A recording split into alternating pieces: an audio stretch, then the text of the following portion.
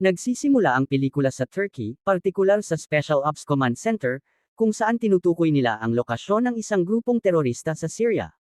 Sinusubukan nilang pabagsakin ang mga ito bago pa mapatay ang mga bihag na hawak nila. Nang makuha na nila ang eksaktong koordinado, nagpadala sila ng isang propesyonal na sniper team. Kumalat ang mga sniper sa paligid ng kampo ng grupo, at lumabas ang mga terorista, iniwang nakahandusay sa lupa ang mga Amerikanong bihag. Isa sa mga terorista ang nag-record ng video na nagsasabing ang gagawin nila sa mga bihag ay reaksyon sa mga krimeng ginawa umano ng US laban sa kanila, at ang dugo ay dapat bayaran ng dugo. Sa sandaling iyon, may kasamang maliit na bata ang grupong terorista, at inabot ng mga nakatatandang terorista sa kanya ang isang kutsilyo upang patayin ang unang bihag, ngunit nag-alinlangan ang bata at ayaw niyang pumatay ng kahit sino. Sa mismong sandaling iyon, nagbigay ng utos ang Special Ops Command sa mga sniper na magpaputok na, at itinalagan nila si Johnny sa gawain. Ngunit hindi magawang magsimulang bumaril ni Johnny dahil ayaw niyang patayin ang bata, dahil nakikita niya itong inosente. Patuloy siyang tinatawagan ng kanyang mga kasamahan upang bumaril bago pa may mamatay na bihag, ngunit nanatiling nakapirmi si Johnny. Ang kapwa sniper niyang si Suicide ay tumutok sa bata at nagpaputok, ngunit sa ere lamang, upang gambalain ang mga terorista. Kaagad pagkatapos, isa sa mga terorista ang hiniwa ang lalamunan ng isang bihag, at nagsimulang tumakas ang grupo. Tinarget ni Suicide ang kanyang armas sa kanila at marami siyang napatumba.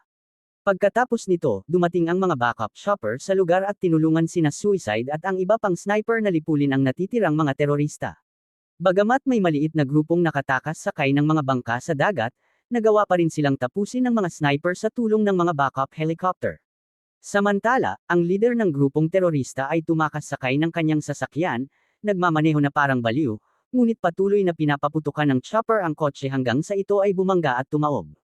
Nagpadala ang command center ng isang missile sa lokasyon, pinasabog ang sasakyan ng leader at pinasabog ito sa himpapawid.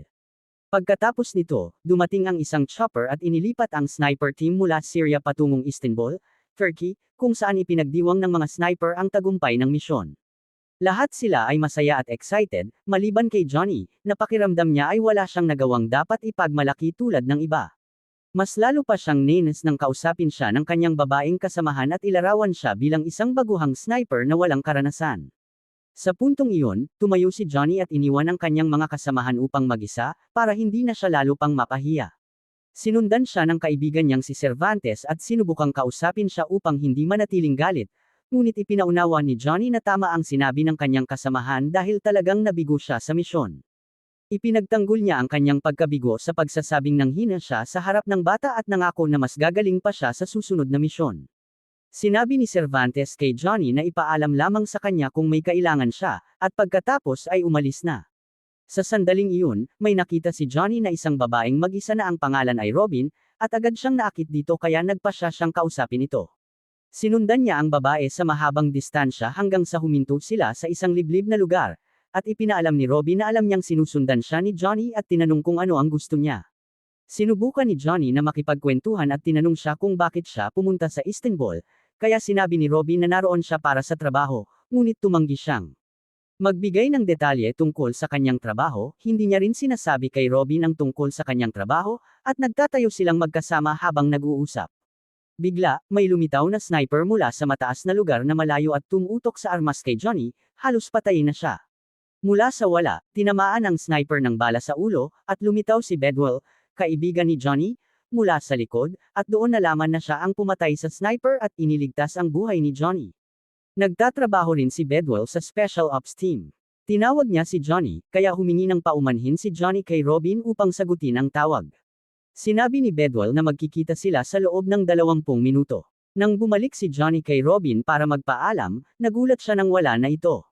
Pumunta siya sa lugar kung saan magkikita sila ni Bedwell, at doon nalaman na target si Johnny ng mga terorista matapos ang operasyon sa Syria. Naglabas sila ng 1,500 bounty sa sinumang makakapatay sa kanya. Ipinaliwanag ni Johnny na nabigo ang operasyon para sa kanya dahil nag-atubili siya nang makita ang bata at tumangging bumaril. Nagalit si Bedwell at inutusan siyang kalimutan ang kanyang emosyon habang nagtatrabaho dahil hindi sila mga Diyos at ang trabaho nila ay pinipilit silang gawin ang mga bagay na ayaw nilang gawin. Kinumpirma niya na mabuting sundalo si Johnny ngunit kailangan niyang pagigihin ang sarili upang hindi maulit ang nangyari. Sa parehong araw, dumating ang isang lab team na pinamumunuan ni President Bradley sa lungsod at pinagtipon ng sniper team ni Johnny. Sinimulan ni Bradley ang briefing na inatasan sila ng Navy ng misyon na protektahan at siguruhin ang isang gas pipeline site sa Georgia. Ang pipeline na ito ay responsable sa pagdadala ng gas mula Georgia patungong Europe sa pamamagitan ng Black Sea. Bigla, lumitaw si Robin at ipinaliwanag ang plano, at nagulat si Johnny nang makita siya. Dito, nalaman natin na kasama niya si Bradley's team, at ipinaliwanag ni Robin na binabantayan ng Army at lokal na awtoridad ang pipeline na kanilang pinuprotektahan. Kamakailan, ito ay tinarget ng maraming pag-atake, kaya kailangan nila itong siguruhin. Sinabi niya na maraming rebelde sa Georgia at mga kalaban mula Iraq at Afghanistan. Matapos ay monitor ng intelligence, nalaman nilang nagtatrabaho sila para sa isang Afghan muha na si Roshan. Kinumpirma niya na matalino ang lalaki at maayos ang pagpaplano ng operasyon, kaya kailangan nilang maging maingat. Nang tanungin ng mga sniper tungkol sa likas ng mga kamakailang aksidente sa pipeline, ipinaliwanag niya na tina-target ng rebelde ang mga engineer at staff, pinapatay sila at pinapasabog ang pangunahing gas lines. Ipinaliwanag ni Robin na isang oil expert mula Austria na si Killian, na may interes sa gas plant, ay makikipagpulong sa mga lokal na elder sa loob ng 2 araw upang ayusin ang mga alitan sa lupa. Sinabi niya na ang misyon nila ay siguruhin ang site habang may pagpupulong at patayin ang sinumang sniper na susubukang umatake. Tiniyak nila na palagi silang kasama at susuportahan sila gamit ang air power. Si Bradley naman ay sinabi na imomonitor niya ang operasyon mula sa kanyang opisina sa Turkey habang ginagawa nila ang misyon. Umalis ang team at nanatili si Bedwell kasama si Johnny, hinihikayat siya para sa paparating na misyon bago umalis. Pumunta si Johnny kay Robin at ipinaliwanag na mas magiging masaya siya kung nilinaw niya kung ano ang ginagawa niya doon. Ipinaalam ni Robin na hindi rin niya ipinaliwanag ang kanyang trabaho noong tinanong siya, at humiling na makipag-usap muli sa ibang pagkakataon. Sinabi ni Johnny na hihintayin niya siyang makita sa Georgia at umalis. 2 araw pagkatapos, dumating ang team ni Johnny sa Georgia, partikular sa gas pipeline site na kanilang pinuprotektahan. Inutusan ni Bradley ang 3 eroplano na pumunta sa site at suportahan sila. Sinimulang ihanda ng mga sniper ang kanilang sarili at ang kanilang armas para sa misyon. Dumating si Robin at ipinaliwanag na inorganisa ni Killian ang pagpupulong upang sabihin sa mga elders na hindi kailangan ng Europe ang gas mula Russia na galing Ukraine. Layunin nito na tiyakin ang karapatan sa lupa upang walang magnakaw sa iba. Ipinaliwanag niya na kaya target si Killian at susubukan siyang patayin ng mga sniper upang mapigilan ang pagpupulong. Sinabi ni Robin sa kanila na ang pagpupulong ay gaganapin ngayon ng alas 7 ng gabi. Pagkatapos noon, kumalat ang mga sundalo sa paligid ng lugar. Bawat isa ay may dalang sniper rifle, handang bumaril sa sinumang teroristang sniper na makikita nila. Matagal ang lumipas nang walang nangyari. Nang ang grupo ni Killian ay 1 kilometro na lang ang layo sa lugar ng pagpupulong, nagsimulang lumabas ang mga terorista at binuksan ang apoy sa sasakyan ni Killian, at tinamaan siya. Kaya naman tinukoy ng team ni Johnny ang kanilang mga lokasyon at tumugon mula sa lahat ng direksyon, napatay ang marami sa kanila. Sumiklab ang isang mabangis na labanan at nagpadala ang command ng eroplano na may missile sa lugar. Bumagsak ang missile sa pinagtitipunan ng mga terorista at tuluyang nilipol sila. Pagkatapos, tinulungan ng mga sundalo si Killian palabas ng kanyang sasakyan at natuklasan nilang siya ay dumudugo at hindi makapagsalita. Isa sa mga kasamahan ni Johnny na si Aurelia ay nagkaroon ng malubhang pinsala. Sa oras na iyon, sinusubukan ni John, ang leader ng team, na makipag-ugnayan upang makuha ang pinakabagong balita. Nakipag-usap siya sa radyo kay Yanni, ngunit hindi sumagot si Yanni dahil abala siya kay Aurelia. Ngunit wala ni isa ang makaligtas sa kanya at namatay si Aurelia. Ilang minuto matapos nito, dumating si Robin sa lugar kasama si Leader John at sinubukan nilang hanapin ang katawan ni Roshan sa mga bangkay upang matiyak na patay siya, ngunit hindi nila siya natagpuan.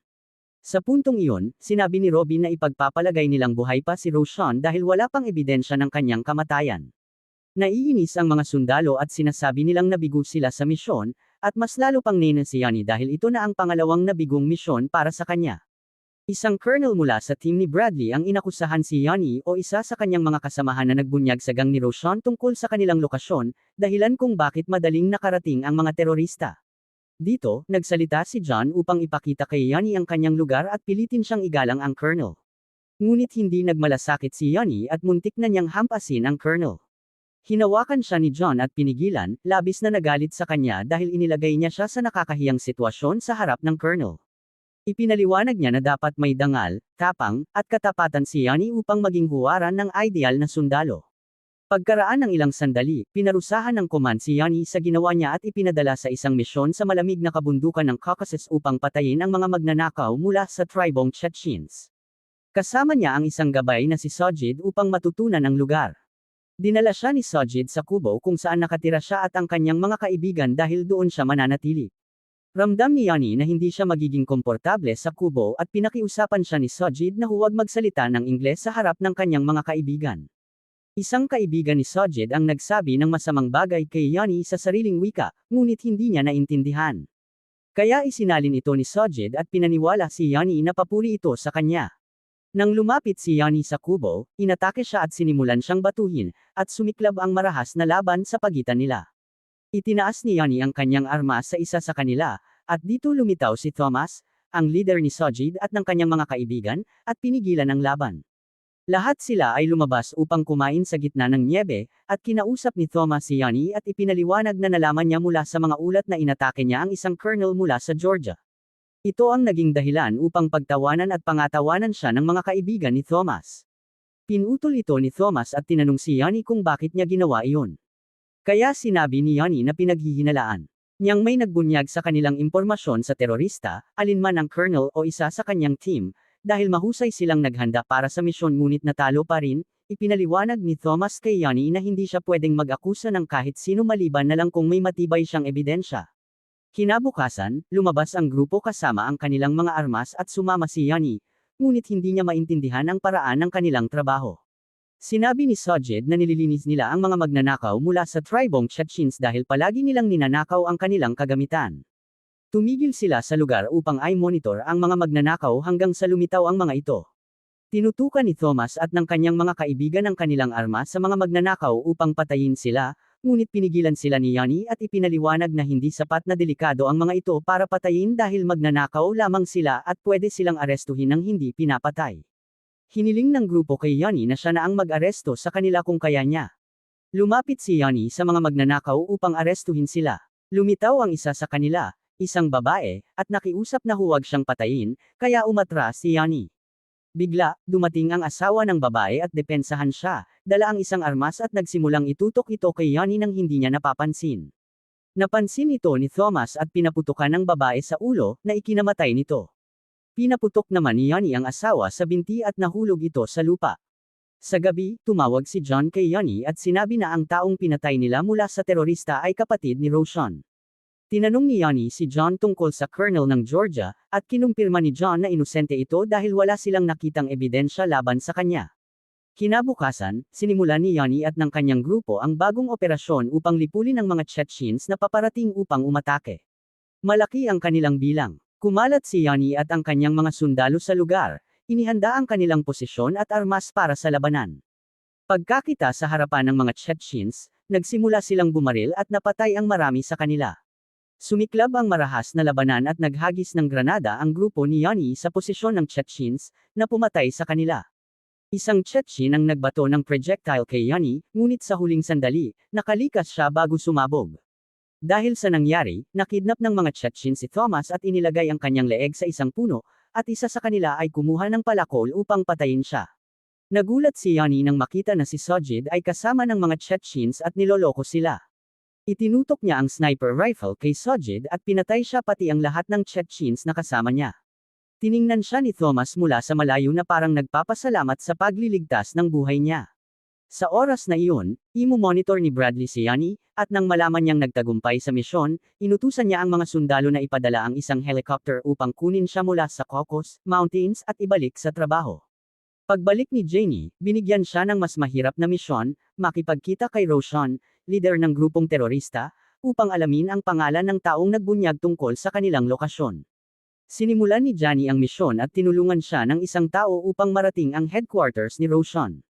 Nakipagkita siya sa ilan sa kanila at iniabot ang isang kahon na naglalaman ng natitirang bahagi ng katawan ng kapatid ni Roshan matapos itong sumabog. Nagpasalamat sila dahil maipapalibing na ni Roshan ang kanyang kapatid. Tinanong ni Janie kung paano nila nalaman ang kanilang lokasyon. Ipinaliwanag ng terorista na si Roshan ang nakakita sa lokasyon at sinabi na ito ay isang regalo mula sa Diyos, at wala nang nagbigay sa kanya ng impormasyon. Ngunit hindi naniwala si Johnny. Bigla, lumitaw si Roshan at sinabi na, hindi siya nagsisinungaling at kinumpirma na mananalo siya sa digmaan laban sa mga Amerikano, at kung hindi sa kanyang buhay, sa kanyang mga anak at apo. Inutusan niya si Johnny at ang kasama niya na umalis at nangangako na papatayin siya balang araw. Humiling si Johnny sa kasama niya na ulitin ang tanong kay Roshan dahil sigurado siyang hindi nila mararating ang lokasyon ng walang malinaw na koordinado. Bumalik si Roshan at tinamaan ang kasama ni Johnny, nahulog sa lupa, at itinaas ang kutsilyo sa leeg ni Johnny, nagbabantang patayin siya. Sa sandaling iyon, inutusan ni Bradley ang paglulunsad ng missile mula sa command center sa lugar kung saan naroon ang grupo ni Roshan. Talagang inilunsad ang missile upang ilayo sila kay Johnny, at winasak ng missile ang lugar habang tumatakas ang mga terorista. Sa huling sandali, nakalayo sina Johnny at ang kasama niya mula sa apoy at nakaligtas. Isa sa mga sundalo na naka-assign na imo-monitor ang grupo ni Roshan sa satellite ang nakapansin na tumigil sila sa isang tiyak na lugar. Pinagtipon ni John ang kanyang mga sundalo at armas at pumunta sa lugar, ngunit ito pala ay isang patibong mula sa mga terorista upang lipulin sila. Pagdating nila, binuksan ng mga terorista ang apoy at sumiklab ang mabangis na labanan. Nasugatan si Suicide, at nalaman ng mga sundalong Amerikano na kaya ng mga mercenary na tukuyin ang kanilang lokasyon sa pamamagitan ng pagpapadala ng eroplano upang ihak ang American networks at sa pamamagitan nito madaling marating ang mga ito. Pagkatapos, bumalik si John sa command center at sinabi kay Bradley ang lahat ng kanyang nalaman. Nangako si Bradley na aalamin niya ang mga detalye at ipapaalam sa kanila. Kinabukasan, nakaupo si Robin sa opisina kasama si Bradley at biglang bumulusok ang isang projectile sa gusali. Nalaman nilang ang mga mercenary ang nagbato nito. Pinalibutan nila ang lugar at determinado silang patayin lahat ng naroon. Dumating ang backup mula sa team ni Johnny at sumiklab ang malaking labanan, kung saan maraming mercenary ang namatay. Kinuha ni Johnny ang kanyang posisyon at hinanap si Roshan sa pamamagitan ng sniper lens. Sa oras na iyon, tinamaan ni Roshan si Cervantes, kaibigan ni Johnny, sa harap niya. Lalo itong nagpasya kay Johnny na patayin si Roshan. Itinutok niya ang sniper rifle at pinaputok ang ulo nito, na ikinamatay ni Roshan, at dito nagtatapos ang misyon. Pagkatapos nito, nakatayo si John kasama si Janie at kinumpirma na isa siyang matapang at malakas na sundalo, ibinabalik ang kanyang kumpiyansa sa sarili. Pagkaraan ng ilang sandali, nasa Istanbul ang team at ipinagdiriwang ang kamatayan ni Roshan, kasama si Cervantes matapos makarecover. Dumating si Bradley at binati sila sa tagumpay, at sinabi kay Johnny na may dumating upang makita siya. Nang pumunta si Janie, natuklasan niyang si Robin ito at nalaman niyang dumating siya para sa kanya. Natuwa siya at inimbitahan siyang lumabas, pumayag si Robin. Dito nagtatapos ang kwento. Kung nagustuhan mo ang kwento, i-like ang video, i-subscribe sa channel, at abangan ang iba pang nakakaantig na kwento. Kita-kits sa susunod na video.